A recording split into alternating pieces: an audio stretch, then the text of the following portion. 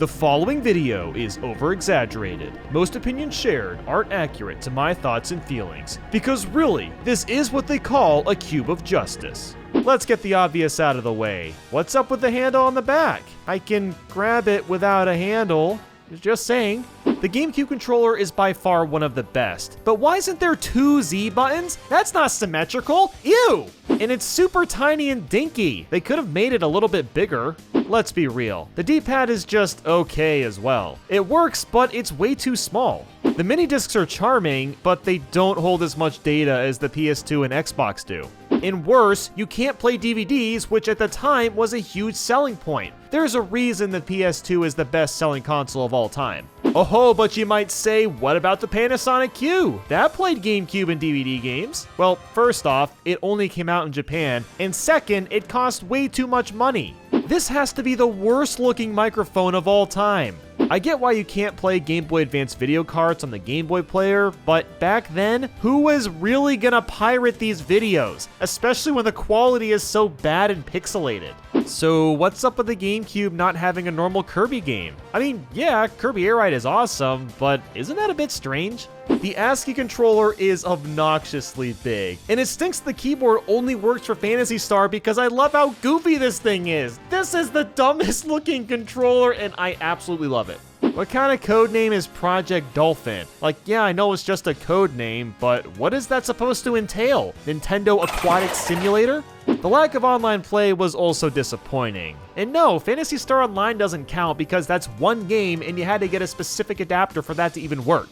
Okay, yes, there were a couple other Japanese-only games, but come on, that doesn't count. GCN is the official abbreviation for the GameCube, and everybody has accepted that for some reason. GameCube Nintendo, like, I'm sorry, what? Apparently, it isn't NGC because that abbreviation is already taken from National Geographic Channel. This shouldn't matter. They're two completely different things. Nintendo has always had the stigma that it's only for kids, and that really shows in comparison to the PS2 and Xbox. These consoles look very slick and nice, and Nintendo's like, I got a cute little box? Yeah? The day after Star Fox Adventure came out is the day Nintendo lost Rare to Microsoft buying them. Can we get some Fs in the chat?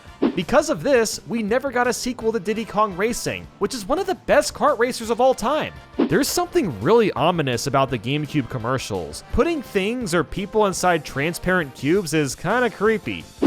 Over 20 unexpected characters in one big brawl. As he shows off Mario and Samus. Okay, this is officially the most awkward Nintendo commercial I've ever seen in my life. Well, okay, maybe besides that Amiibo one with the kid that has a crush on that girl and he like trains Mario and stuff, but we don't talk about that one. We don't know. In one big brawl. One big brawl, huh? Foreshadowing and also spoilers. Why is he mowing the grass when it's wet? That's a bad idea. That's really dangerous. There were a lot of cool colors for the GameCube, but nothing is gonna beat that tropical green N64. Oh, God, look at it.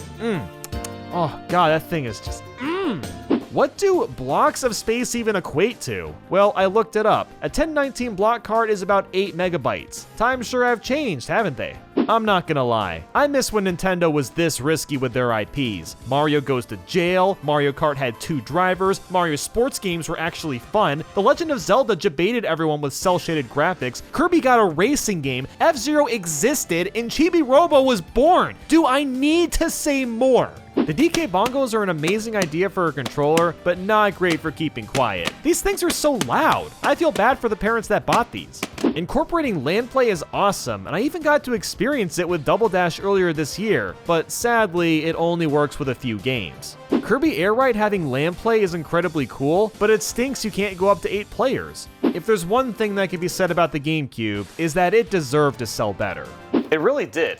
This is a charming little console that was hurt by the small disc size and poor marketing overall. It was so bad that Nintendo basically had to do a hard reset with their next console.